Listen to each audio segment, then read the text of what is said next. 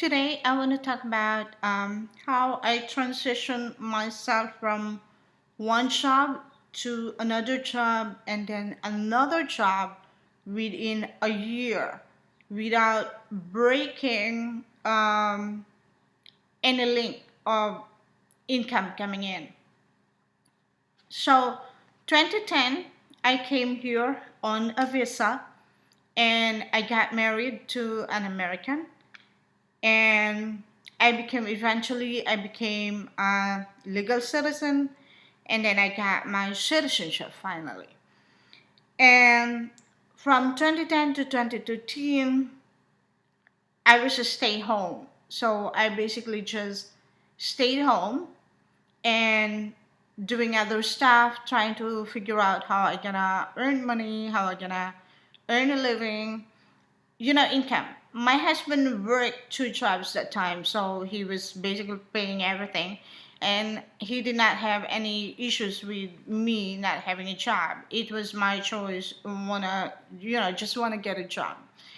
And then the time when I was learning from 2010 to 2013, I was trying to incorporate myself in a culture where it was totally different from where I came from. So I came from the Philippines, and it's a really different culture if you're gonna come in here in New York. So I started to really incorporate myself and learn the culture. So when I got here, I don't even know how to drive, and I was scared or even going to anywhere because the place is huge if compared to where I came from. So I decided to learn the culture from 2010 to 2013, adjusting myself here and there, and until I learned driving, but that came on later. So in 2013, I have been applying for jobs online. CBS, Walgreens, Rite Aid, ShopRite, just anywhere that I could just basically start establishing myself in a country where I'm just a total stranger on. So when I decided to get a job, I got hired in Costco.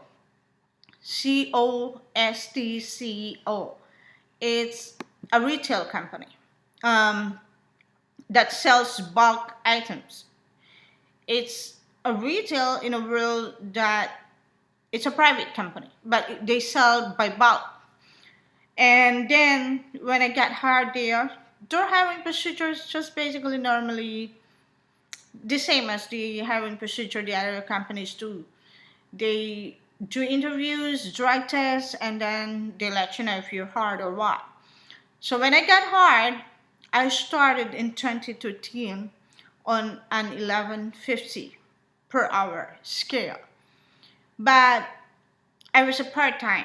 So they told me that I was a part time. I was okay with it. And there are so many people there that has a part time. So it took them years before they became full time. So there were part times there that has been there for 8 years, 13 years. Some of them are even like 10 years, I guess. And then I was working 5 days in a week, just 5 hours in one day. So I was okay with it. I was a clothing stuffer, and took me 3 years before I got into the $13 per hour scale. So when it took me that long, I was on the $13 per hour scale. It's kind of even tight back then if you're supporting somebody in your country or you're paying some bills. It's a little bit tight if you're taking home about $300 a week or $400 per week. It's really tight. So what happened was I decided to quit the job not because I hate the work. I work hard. So when I was there, it was a nighttime shift from 4 to 9 o'clock in the evening, and I want to move to the morning department. So when I moved to the morning shift, I got the appliance wholesale section, the appliance section. So when I moved there into that department, I have to move big items, and I'm talking about 75 inches of TVs, refrigerators, safe. I'm talking about those pills of chlorine tablets for pools. Those are heavy. And I'm just 4'11", and it was hard. I was having pains on my shoulders. I have stretch muscles that I can't even lift up um, boxes of bed sheets. But I enjoyed it. So I kept working. I could stay in a company that could stay loyal to their employees. So when I got to 2016, I was on the wage pay scale of $13 per hour. That's when the union agreement ended. And then the new union agreement came in. So when the new union agreement came in, they were hiring new people. And then the new ones that came in, um, they start on $13 per hour. And that's when I realized, like, you can't move up with in terms of the agreements, the union agreements and whatnot. And one thing is, I got stuck as a clothing stacker in Costco. It's because when you work in a company like that, where everybody mostly in a branch are connected to each other, like cousins of this is cousin to this, and then sister of this is sister to this, or brother of that. Everybody is connected, and you don't know anybody there. You are not related to anybody by blood. It's really hard to move up. So I have several friends who have been there for like 18 years, and they're still clothing style. They never had the chance to move up as a cashier or a supervisor. So some of them who came in here there like 3 years, 3 months, I mean, and then they got bumped up to a higher position. So it's it wasn't that thing, that not being able to move up, that made me decide to quit. I quit because of that new union agreement. So when that came in, I felt like it wasn't really right that I had 3 years under my belt of hard work to be able to get from 11.50 to $13.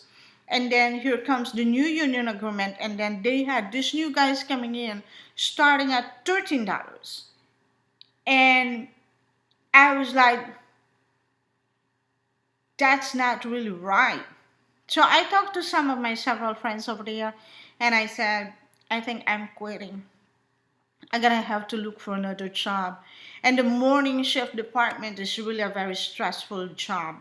It's really very stressful because you get up so early in the morning, and then you chase the time before the door opens, that everything has to be done, and constant moving of a lot of things around.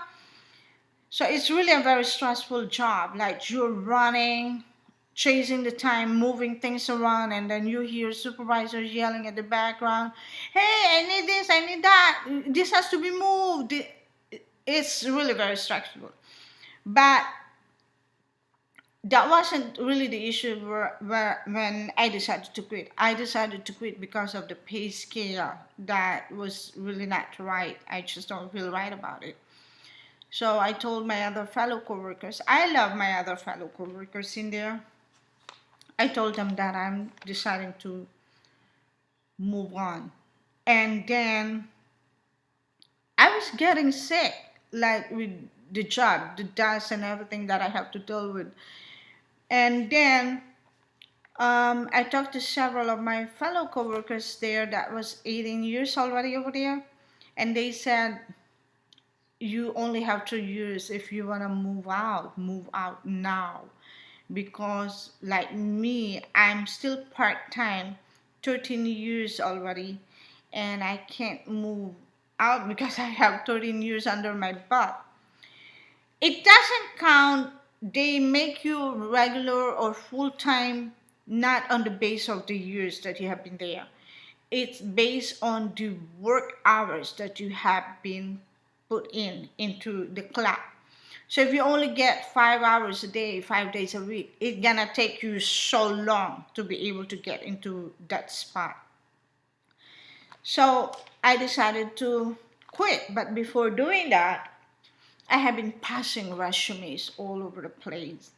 But my main goal was getting into the USPS, the United States Postal Service. That was my main goal. And while I was passing resumes, I was waiting for USPS to reply. I was thinking of trying to get a temporary replacement since I really want to get out of Costco. And I was passing resumes to hotels, receptionists, night auditing, room attendant, everything that I could really just pass my resume into, even cashier for car washing. I was doing that because I really just want to get out of Costco. And I don't want to quit without having to think of any replacement. So there were a lot of other ones that replied. La Quinta hotels, really local hotels around here, and they were offering $9 an hour, and I was having a hard time making a decision until Marriott Marquis, actually Residential Inn, a company of Marriott Marquis, um, decided to offer me a $13 per hour. So I went for it. It's a night auditing, so it's a nighttime shift.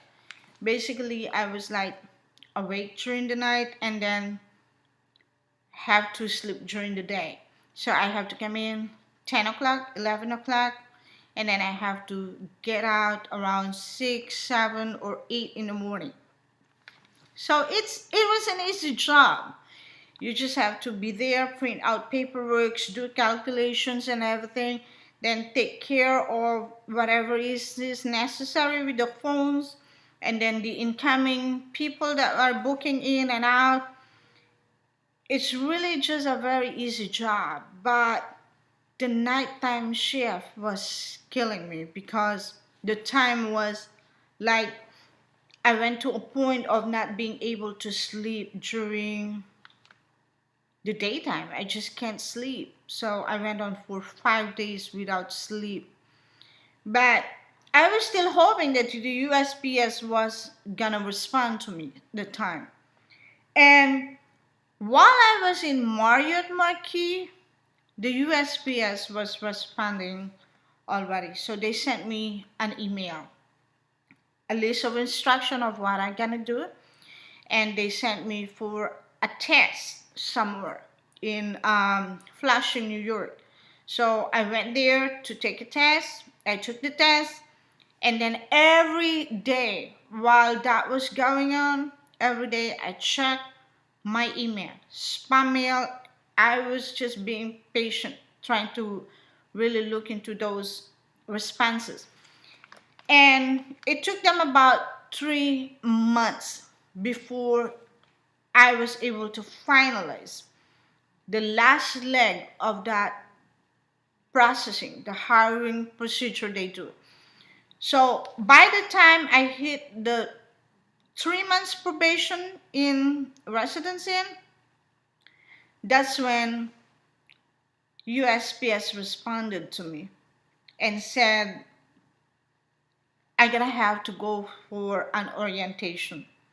So when they said orientation, that's when I decided to quit the residence inn. When USPS hires you and says orientation, they're sending you for an orientation, you are getting paid for that. So you are really hired already, getting paid for that. And during the orientation process of the USPS, they orient you right there together with all the other new hire. They give you an option whether to quit or not. And they really tell you that it's a job not for everybody. So if you are determined to really get in there and do the job, it's yours. But a lot of times during the orientation process, several people walk out, even not even giving it a try. During the time when I was having an orientation, 5 to 7 people walk out of the door. And I was like really worried. I applied for a PSE, Postal Support Employee Window Clerk. There are a lot of other divisions. CCA, meaning City Courier Associate. So they were the mailman. And I originally applied along prior to the 3 months. I was applying for the CCA, but I got disqualified for that because I only have a 1 year driver's license experience.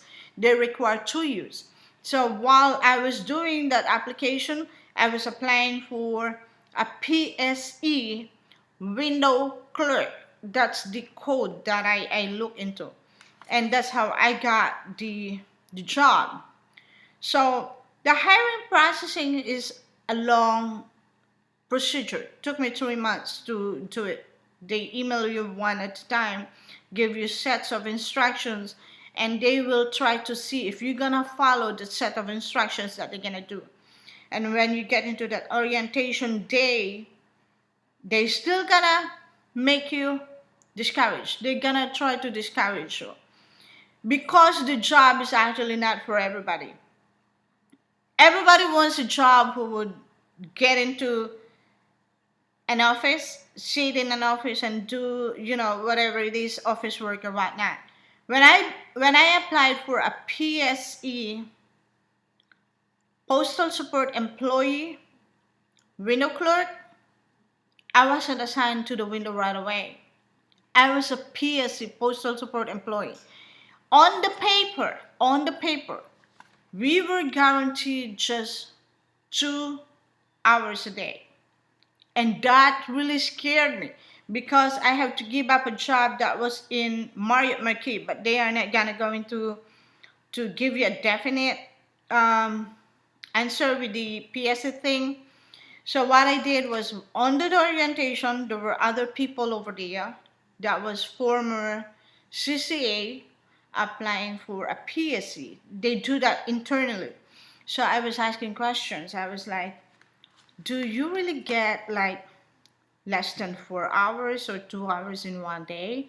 And then this guy beside me told me, if you're in a busy area, you actually don't get to pick and choose which area. During my time, I don't know what's the procedure now. So you don't get to pick and choose what area you're gonna be. But I heard that the new hiring now, they give them options to pick and choose, but I don't know how true is that.